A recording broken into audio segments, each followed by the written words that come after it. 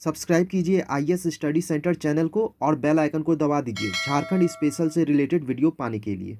Good evening. आज की class में हम लोग जो है झारखंड की कला एवं संस्कृति के अंतर्गत जनजातियों में हो जनजाति के बारे में पढ़ेंगे। इससे पहले मैंने संथाल जनजाति, उरांव जनजाति और मुंडा जनजाति के बारे में बताया है, वो सारे वीडियो को भी आप लोग जरूर देखें। तो आज हम लोग हो जनजाति और इसके अलावा भी एक और जनजाति खरवाड़ जनजाति को देख लेते हैं। तो सबसे पहले हम लोग इसके शासन व्यवस्था को देखते हैं।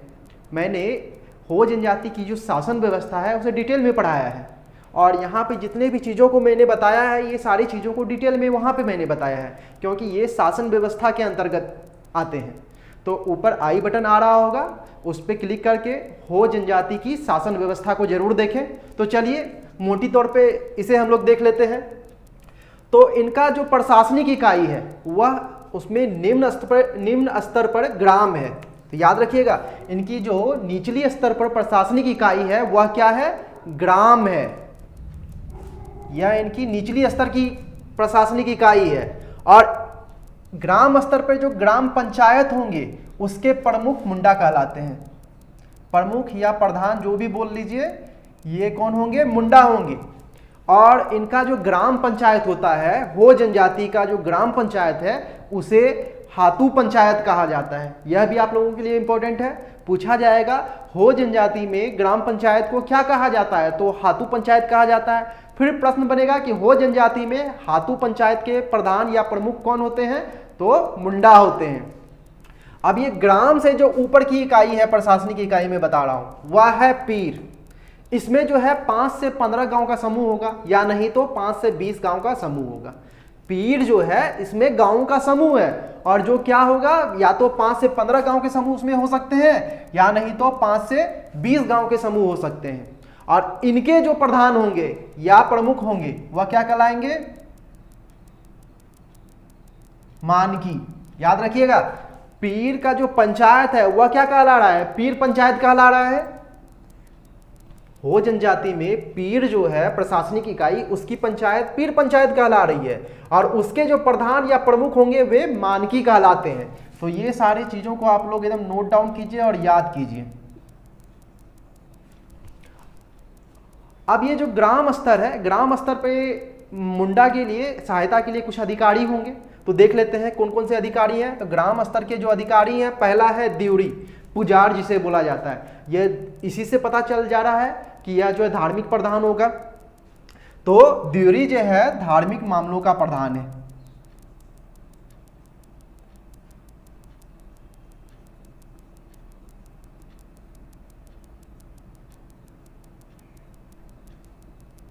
यहां पे द्यूरी या पुजार जो है वह क्या है, धार्मिक मामलों का प्रधान है। इसके अलावा एक और अधिकारी है डाकुआ। यह जो है मुंडा है ना, ग्राम पंचायत या हातू पंचायत के जो प्रधान या प्रमुख मुंडा है उसकी सहायता के लिए डाकुआ है। तो डाकुआ क्या हो गया, मुंडा का सहायक।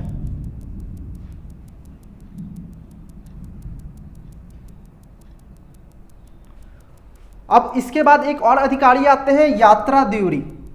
यह जो है द्यूरी का सहायक होगा। यह जो यात्रा द्यूरी है वह क्या है, द्यूरी का सहायक है। तो इसे भी आप लोग नोट डाउन कर लें।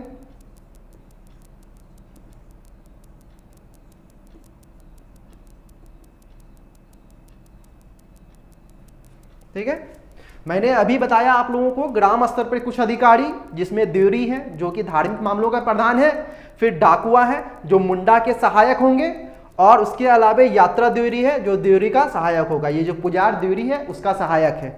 इसके अलावा भागो मानकी, एक टर्म है यहाँ पे भागो मानकी। यह क्या होता है, तो ये जो पीर है इसमें अगर अधिक गांव शामिल हो जाते हैं, जैसे पीर है इसमें अधिक गांव आ गए, मैंने बताया 5 से 15 गांव, 5 से 20 गांव, और अगर इससे भी अधिक गांव आ गए तो वहां पे जो है एक से अधिक मानकियों का जो है नियुक्ति की जाएगी और उन्हीं मानकियों को भागो मानकी कहा जा रहा है।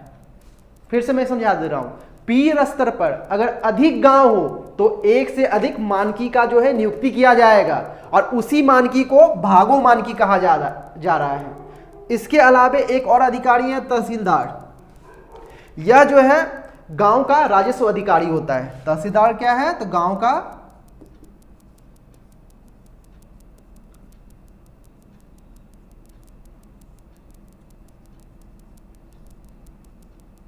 राजस्व अधिकारी है। ठीक है। भागो मानकी क्या हो गया? एक से अधिक, अगर गांव पीर में है तो उसके लिए एक से अधिक मानकी का भी नियुक्ति किया जाएगा और उन्हीं मानकियों को भागो मानकी कहा जा रहा है। तहसीलदार कौन है? तो गांव का राजस्व अधिकारी है। तो यहाँ पे हम लोगों ने इनका प्रशासनिक ढांचा देखा। अब हम लोग इसके बारे में जान लेते हैं कि कौन है, कहां से आए हैं। यह झारखंड की चौथी सर्वाधिक जनसंख्या वाली जनजाति है। अभी तक मैंने आप लोगों को 3 जनजातियों के बारे में बताया। पहला संथाल बताया, तो झारखंड की सबसे अधिक जनसंख्या वाली जनजाति कौन हो गई? तो संथाल हो गई। फिर दूसरे में मैंने उरांव के बारे में पढ़ाया, तो वो क्या हो गया? झारखंड की दूसरी सर्वाधिक जनसंख्या वाली जनजाति उरांव हो गए। उसके बाद मैंने मुंडाओं के बारे में बताया, तो झारखंड की तीसरी सबसे अधिक जनसंख्या वाली जनजाति कौन हो गई? मुंडा हो गई। अब यहाँ पे आ रहा है कि चौथी सर्वाधिक जनसंख्या वाली जनजाति कौन है? तो हो जनजाति है। झारखंड की, प्रश्न बनेगा, झारखंड की चौथी सर्वाधिक जनसंख्या वाली जनजाति कौन है? तो हो जनजाति है। अब यहां पे देखते हैं इनके बारे में। हो जनजाति में अपनी उत्पत्ति एवं प्रवर्जन के इतिहास कहने की परंपरा नहीं है। यानी ये जो हो जनजाति है उनकी उत्पत्ति कैसे हुई और वो कहां से आए, कहां गए, वे प्रवर्जन के बारे में कुछ भी नहीं बताते हैं। ना अपने उत्पत्ति के बारे में बताते हैं, ना ही अपने प्रवर्जन यानी एक स्थान से दूसरे स्थान या जहां भी वो गए उसके बारे में वे नहीं बताते हैं। ये सामान्यता स्वीकार करते हैं, ये जो हो जनजाति है सामान्यता स्वीकार करते हैं कि वे मुंडा परिवार, याद रखिएगा, वे जो है यानी कि हो जनजाति जो है मुंडा परिवार से संबंधित है। यानी कि हो जनजाति अपने आप को मुंडा जनजाति से संबंधित मानते हैं और चुटिया नागपुर से कोलाहन क्षेत्र में आए हैं। इनके अनुसार वे जो है चुटिया नागपुर, याद रखिएगा कहां से? तो चुटिया नागपुर से कोलाहन क्षेत्र में आए हैं हो जनजाति के अनुसार। मुंडा, भूमिज और हो, ये 3 जनजातियां हैं यहाँ पे। मुंडा है, भूमिज है और हो जनजाति, जिसके बारे में मैं अभी पढ़ा रहा हूं। ये 3 जनजातियों को कोल की संज्ञा में रखा जाता है। कल मैं जब मुंडा जनजाति के बारे में पढ़ा रहा था वहां भी मैंने बताया कि मुंडा को जो है कोल कहा जाता है और इस तरह के 3 जनजातियां हैं, मुंडा, भूमिज और हो, जिन्हें कोल कहा जाता है। तो इन तीनों को क्या बोला जाएगा? कोल की संज्ञा दी जाती है। हो जनजाति भी कौन है? कोल है। ठीक है।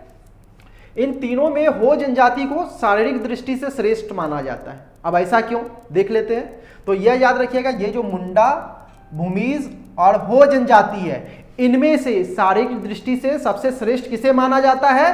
तो हो जनजाति को माना जाता है। हो जनजाति को क्या माना जाएगा? श्रेष्ठ माना जाएगा। ऐसा इसलिए क्योंकि वे सच्चाई, ईमानदारी, सौहृदयता और सहायक प्रवृत्ति के लिए विख्यात हैं। ये जो हो जनजाति है यह अपनी सच्चाई के लिए, अपनी ईमानदारी के लिए, अपनी सौहृदयता तथा सहायता के लिए प्रसिद्ध है। इसीलिए इन्हें जो है सबसे श्रेष्ठ माना जा रहा है शारीरिक दृष्टि से। अब आगे बढ़ते हैं हम लोग। हो जनजाति का संबंध प्रोटो ऑस्ट्रेलाइड समूह से है। यह भी आप लोगों के लिए इंपॉर्टेंट है। जब भी आप कोई भी जनजाति के बारे में पढ़ रहे हैं तो वो किस जनजाति समूह से या किससे संबंधित है, किस समूह से संबंधित है, यह जानना आप लोगों के लिए बहुत ही जरूरी होता है कि यह जनजाति किस समूह से संबंधित है। तो जैसे हो जनजाति किस समूह से है? प्रोटो ऑस्ट्रेलाइड समूह से है। यह एग्जाम के व्यू से बहुत ही इंपॉर्टेंट है कि हो जनजाति किस समूह से संबंधित है? तो प्रोटो ऑस्ट्रेलाइड प्रजाति समूह से है। प्रश्न बनेगा कि हो जनजाति जो है किस प्रजाति समूह से संबंधित है? तो प्रोटो ऑस्ट्रेलाइड प्रजाति समूह से है। इस जनजाति का सर्वाधिक संकेंद्रण कोलाहन प्रमंडल में है। अभी तुरंत मैंने बताया, ये खुद ही बोल रहे हैं कि चुटिया नागपुर से कोलाहन क्षेत्र में आए, तो इनका जो है सबसे ज्यादा संकेंद्रण कहां पे होगा? कोलाहन प्रमंडल में है। और इनका जो निवास स्थल है झारखंड में, मैं आगे बताऊंगा कहां कहां पे ये निवास करते हैं झारखंड में। तो बस ये जानिए अभी यहाँ पे कि सबसे ज्यादा बोलेगा संकेंद्रण कहाँ है, सर्वाधिक संकेंद्रण कहां पे है हो जनजाति का? तो कोलाहन प्रमंडल में है। इनकी भाषा हो है, ये खुद भी हो जनजाति है और इनकी भाषा भी क्या है? हो ही है। तो ये प्रश्न नहीं बनता है कि हो जनजाति की भाषा क्या है, हो है। यहाँ प्रश्न बनेगा कि इनकी जो भाषा हो है वह किस परिवार से संबंधित है, तो ऑस्ट्रो एशियाटिक परिवार समूह से संबंधित है। इनकी जो भाषा हो जनजाति की जो भाषा हो है वह किस परिवार से संबंधित है, तो ऑस्ट्रो एशियाटिक परिवार से संबंधित है। यह आप लोगों के लिए इंपॉर्टेंट है। यहाँ पे हो जनजाति द्वारा अपनी भाषा हेतु बाढ़ चित्ती नामक लिपि का विकास किया गया है। याद रखिएगा, यहाँ आप लोगों के लिए इंपॉर्टेंट है कि इनकी जो भाषा है उसके लिए उन्होंने एक लिपि का विकास किया है जिसका नाम क्या है, तो बाढ़ चित्ती है। ठीक है, तो प्रश्न बनेगा कि हो जनजाति अपनी भाषा हेतु जिस लिपि का विकास किए हैं उसका नाम क्या है, तो बाढ़ चित्ती है। ठीक है, ऑप्शन देगा कि इनमें से कौन सी इनकी लिपि है, बाढ़ चित्ती, और 3 और ऑप्शन दे देंगे, तो उसमें से आप लोगों को बाढ़ चित्ती को टिक मारना है। इस लिपि का आविष्कार लाको बोदरा द्वारा किया गया है। यह भी आप लोगों के लिए इंपॉर्टेंट हो जाता है। यह जो बाढ़ चित्ती है लिपि इनका, इसका आविष्कार किसने किया है, तो लाको बोदरा ने किया है। ये सारे इंपॉर्टेंट फैक्ट हैं। आरंभ में इनका समाज मातृसत्तात्मक था। मैं बोल रहा हूं यहां पे आरंभ में, यहां पे मैं बोल रहा हूं आरंभ में इनका समाज कैसा था, मातृसत्तात्मक था। लेकिन वर्तमान में इनका जो समाज है वह पितृसत्तात्मक है।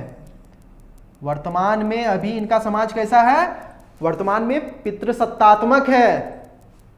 आरंभ में कोलाहन क्षेत्र में 26 पीर हुआ करते थे। मैंने यहाँ पे पीर के बारे में बताया, तो आरंभ में जो है कोलाहन क्षेत्र में कितने पीर थे, तो 26 पीर थे।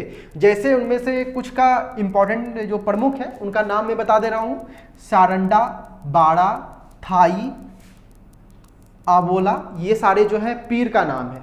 तो आरंभ में कितने पीर थे, 26 पीर थे।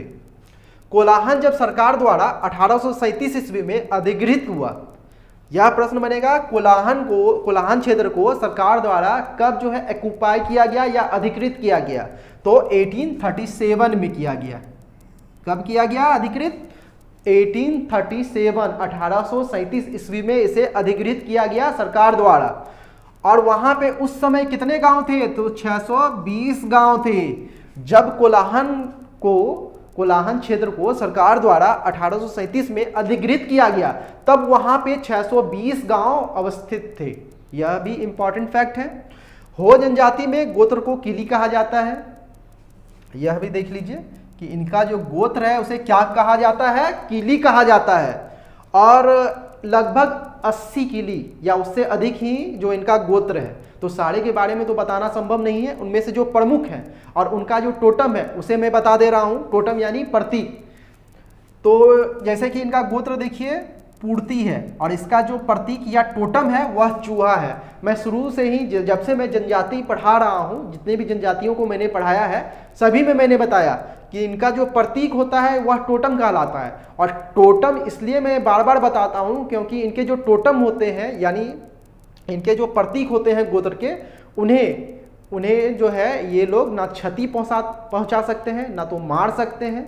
ये सारी चीज इनके लिए निषेध होता है, यानी कि अपने टोटम को यह कुछ भी हानि नहीं पहुंचा सकते हैं। इसीलिए मैं यहाँ पे इनके प्रतीक चिन्हों को भी बताता हूँ, यानी टोटम को भी बताता हूँ। तो पूर्ति जो गोत्र है उसका टोटम या प्रतीक चूहा है। फिर अगला है जोजो गोत्र, इनका जो प्रतीक है वह है इमली। फिर अगला गोत्र है बालमुचू, इनका जो प्रतीक चिन्ह या टोटम है वह कुमनी है। फिर हेम्ब्रम जो होते हैं, इनका गोत्र हेम्ब्रम है, उनका जो प्रतीक होगा वह होगा लसोड़ पेड़, इन्हें वह क्षति नहीं पहुंचा सकते हैं। फिर अगला गोत्र है बारला, इनका जो प्रतीक या टोटम है वह है बड़गाछ है। तो ये सारे गोत्र थे और उनके भी ये प्रतीक चिन्ह थे। गांव के बीच में बसा अखड़ा होता है, इनका जो गांव होता है उसके बीच में इनका अखड़ा होता है जिसे एटे तुड़तुड़ कहा जाता है। यह भी आप लोगों के लिए नाम इंपॉर्टेंट है, पूछा जाएगा हो जनजाति के अखड़ा को क्या कहा जाता है, तो एटे तुड़तुड़, याद रखिएगा एटे तुड़तुड़ कहा जाता है। और इनका जो युवागिरी होता है वह गीती ओड़ कहलाता है, गीती ओड़ा कहलाता है। इनका हो जनजाति का युवागिरी गीती ओड़ा कहलाता है और हो जनजाति का अखड़ा क्या कहलाता है, तो एटे तुड़तुड़ कहलाता है, एटे तुड़तुड़, याद रखिएगा ना। मैं फिर से एक बार रिकॉल कर दे रहा हूँ। सबसे छोटी इकाई प्रशासनिक इकाई क्या है? ग्राम है, जिसमें ग्राम पंचायत होता है, जिसे हातू पंचायत कहा जा रहा है। उसके प्रमुख जो है मुंडा है। ग्राम से ऊपर की जो इकाई है वह पीर है, जिसमें 5 से 15 गांव का समूह होगा या नहीं तो 5 से 20 गांव का समूह होगा, और इसे पीर पंचायत इसमें होंगे। और उसके जो प्रधान या प्रमुख होंगे वह मानकी कहलाएंगे। अब ग्राम स्तर पर कुछ अधिकारी भी होंगे, जैसे कि देवरी जो कि पुजार होता है, और वह जो है इनका धार्मिक मामलों का प्रधान होता है हो जनजाति का।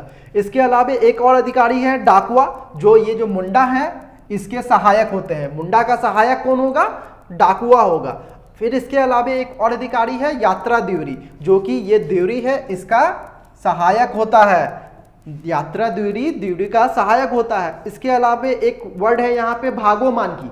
भागो मानकी का मतलब होता है ये जो पीर है, पीर के अंतर्गत अगर अधिक गांव हो गए तो वहां पे एक से अधिक मानकियों का यानी कि प्रधान का नियुक्ति किया जाएगा, और उन्हीं मानकियों को जो है भागो मानकी कहा जाएगा। इसके अलावा तहसीलदार भी एक पोस्ट है, जो कि गांव का राजस्व अधिकारी होता है। मैंने यहां बताया कि यह जो है हो जनजाति झारखंड की चौथी सर्वाधिक जनसंख्या वाली जनजाति है, और यह जो है अपने आप को बोलते हैं कि चुटिया नागपुर से कोलाहन क्षेत्र में आके यह बस गए हैं, और अपने आप को बोलते हैं यह कि हम लोग जो है मुंडा परिवार से संबंधित हैं। और मुंडा भूमिज और हो 3 जनजातियां हैं, जिसे कोल की संज्ञा दी जाती है, और इन तीनों में हो जनजाति सबसे सर्वश्रेष्ठ, सबसे जो है श्रेष्ठ माना जाता है हो जनजाति को। ऐसा इसलिए क्योंकि इनमें जो है सच्चाई, ईमानदारी, सौहृदयता और सहायक प्रवृत्ति होती है। हो जनजाति का संबंध जो है किस प्रजाति समूह से है? तो प्रोटो ऑस्ट्रेलाइड प्रजाति समूह से है। अब इनका सबसे ज्यादा संकेंद्रण यानी सबसे ज्यादा यह कहाँ पाए जाएंगे? तो कोलाहन प्रमंडल में पाए जाएंगे।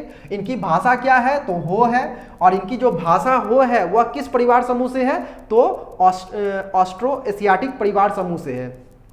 और इनकी जो भाषा हो है उनके लिए वे लोग जो है लिपि का विकास किए हैं। उस लिपि को बारड चिती कहा जाता है, और इस बारड चिती का जो है आविष्कारक लाको बोदरा को माना जाता है।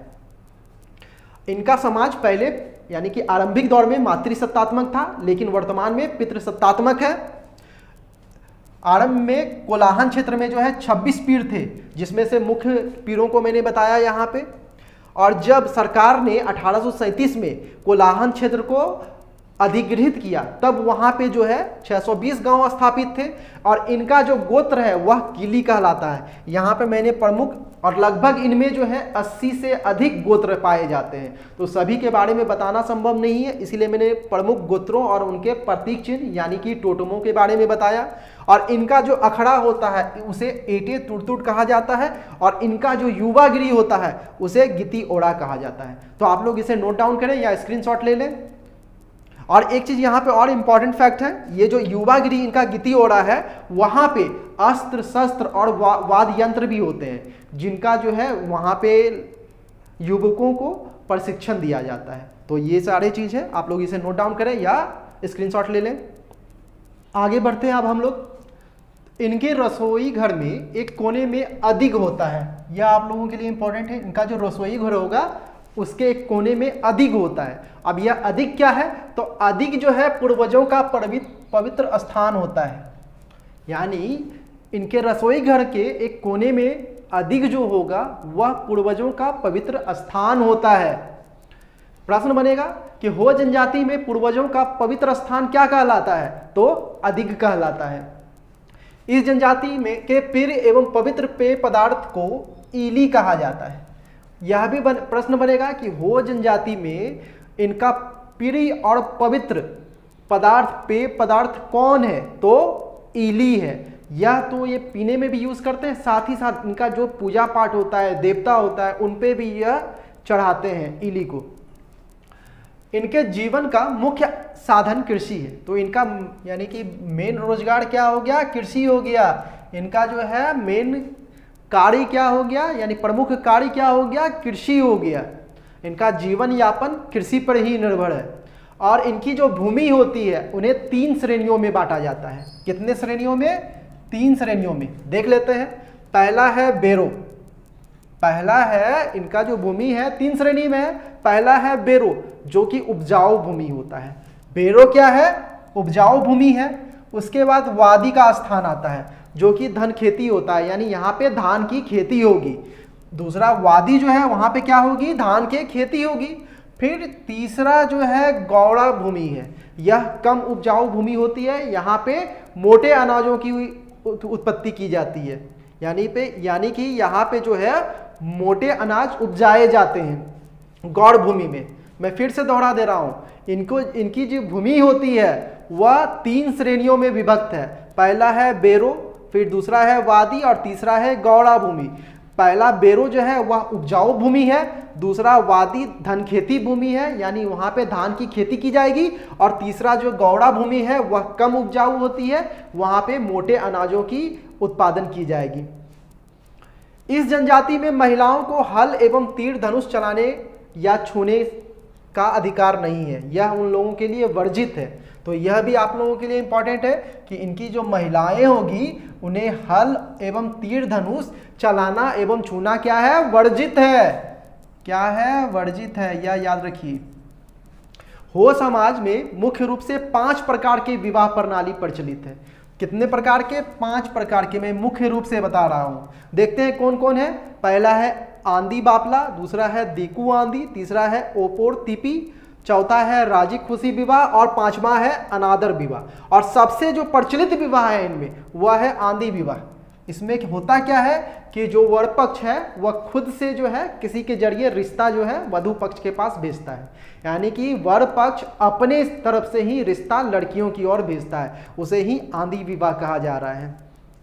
अब इनमें जो वधु मूल्य होता है, यानी वर पक्ष, लड़का पक्ष लड़की पक्ष को जो पैसा देगा उसे वधु मूल्य कहा जा रहा है, वह गोनोंग या पौन कहलाता है। यह याद रखिएगा, मैं आगे ये पौन को बार बार यूज करूंगा, इसलिए इस पौन को याद रखिएगा। पौन क्या है? इनका वधु मूल्य है।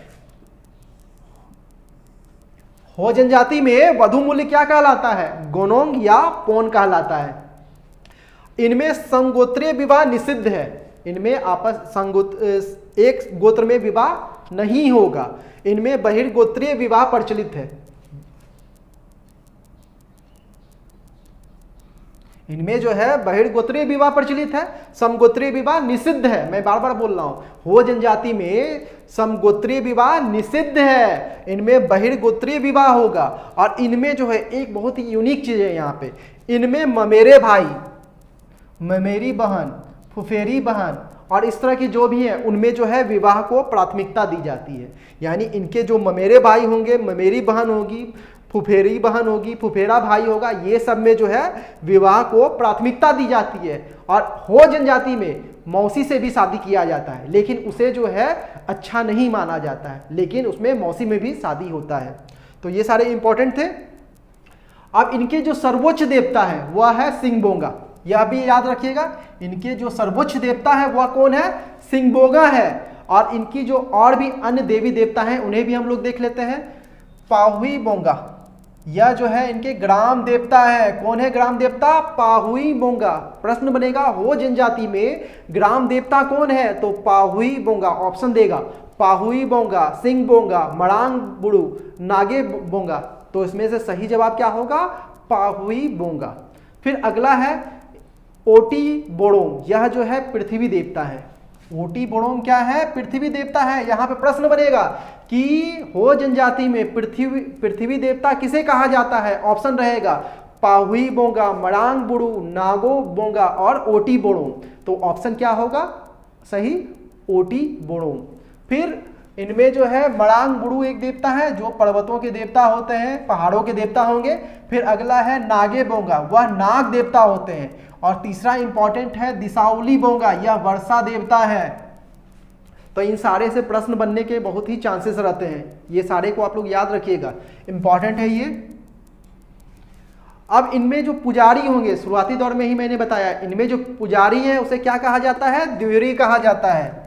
इनका जो पुजारी या पुरोहित होगा वह क्या होगा? द्योरी होगा, जो धार्मिक अनुष्ठान संपन्न करवाएगा। इनके मुख्य पर्वों को भी हम लोग देख लेते हैं।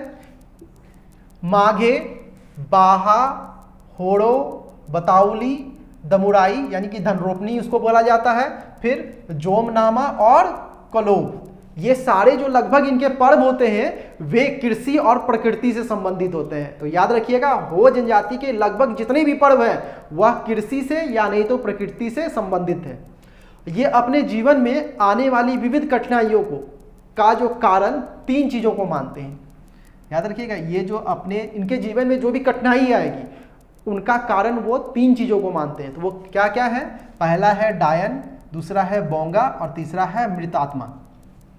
तो इनमें से बोंगा और मृत आत्मा को का जो है वो लोग बलि और पूजा करके तो उनको शांत कर देते हैं, लेकिन जो डायन होगी उसे जो है मृत्यु की सजा दी जाती है। इनमें देख लेते हैं, बोंगाओं और मृत आत्माओं को बलि और पूजा के माध्यम से शांत किया जाता है। हो जनजाति में इनके जो 3 कठिनाइयां आती है, इनके जीवन में, सामाजिक जीवन में जो कठिनाइयां आती है उनके 3 कारण वे लोग समझते हैं, डायन, बोंगा, मृत आत्मा, जिसमें से बोंगाओं और मृत आत्माओं को वे लोग बलि और पूजा के माध्यम से शांत कर देते हैं। लेकिन जो डायन होगी उन्हें जो है मौत की सजा दिया जाता है। 100 परिवार यानी डायन के सारे परिवारों को मौत की सजा दी जाएगी। इस जनजाति में मृत्यु संस्कार जो है अग्नि संस्कार तथा दफन दोनों प्रकार के प्रथा विद्यमान है। इनका जो मृत्यु संस्कार होगा उसमें अग्नि संस्कार और दफन क्रिया दोनों जो है प्रचलित है। अब यहाँ पे देखिए, ये बहुत ही इंपॉर्टेंट है और पिछले एग्जामों में आ भी चुका है, तो इसे आप लोग गौर से देखें। अंग्रेजों द्वारा इन्हें स्वायत्तता का अधिकार प्रदान किया गया है। मैं बोल रहा हूँ अंग्रेजों द्वारा जो है इन्हें स्वायत्तता का अधिकार, किसका अधिकार? स्वायत्तता का अधिकार प्रदान किया गया है। कब किया गया है? 1837 में।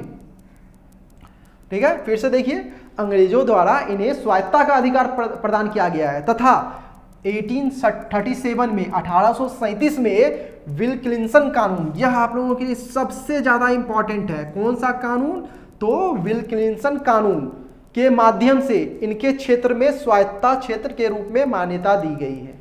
यानी कि हो जनजाति का जो क्षेत्र होगा वह स्वायत्त संस्था होगी या स्वायत्त क्षेत्र होगा। वे अपने ऊपर निर्भर होंगे, वे किसी के ऊपर आश्रित नहीं होंगे। और यह किसके माध्यम से हुआ? तो विल्किंसन कानून के माध्यम से हुआ। कब हुआ? तो 1837 ईस्वी में हुआ है। यह पिछले एग्जामों में आ भी चुका है और इम्पॉर्टेंट भी है।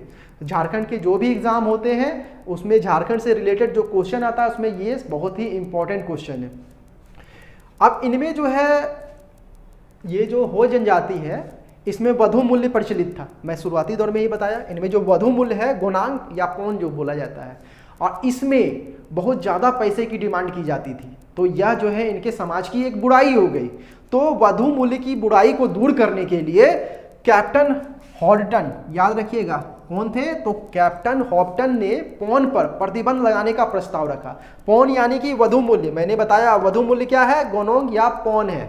तो कैप्टन हॉडटन ने इस पौन पर प्रतिबंध लगाने का प्रस्ताव रखा और 1868 में हेज द्वारा पौन के संदर्भ में निगम पारित की गई। किसके द्वारा? तो हेज द्वारा। कब की गई? 1868 में। और इसमें क्या कहा गया? यह निर्धारित किया गया कि वधु मूल्य में 1 जोड़ा बैल, 1 गाय और 7 रुपया, इससे अधिक का पौन राशि नहीं हो सकता है। इतना ही होगा, या तो इतना होगा या इससे कम होगा। तो फिर से ये समझिए, वधु मूल्य की बुराई को दूर करने के लिए कैप्टन हॉडटन ने पौन पर प्रतिबंध लगाने के लिए प्रस्ताव लाया और 1868 में हेज द्वारा पौन के संदर्भ में एक निगम पारित किया गया, जिसमें कहा गया, निर्धारित किया गया कि वधु मूल्य में 1 जोड़ा बैल, 1 गाय या 7 रुपया और 7 रुपया, साथ में 7 रुपया से अधिक का पौन राशि नहीं हो सकता है या इससे अधिक का पौन राशि नहीं दिया जा सकता है। लेकिन वर्तमान में भी यह जो वधु मूल्य है अभी भी प्रचलित है। यह एक समाज की जो है कुप्रथा अभी भी प्रचलित है। इस पे बहुत सारे कानून लाए गए मगर यह अभी भी समाप्त नहीं हुआ। तो यही सारे जो है हो जनजाति के अंतर्गत इंपॉर्टेंट फैक्ट थे। आप लोग इसे नोट डाउन करें या नहीं तो स्क्रीनशॉट ले लें। ठीक है, तो आज की क्लास में यहीं तक। अब कल के क्लास में मिलते हैं हम लोग। Thank you. 2 से 3 क्लास और मैं लूँगा, उससे ज़्यादा नहीं लूँगा जनजाति में। तो चलिए अगले क्लास में मिलते हैं। Thank you.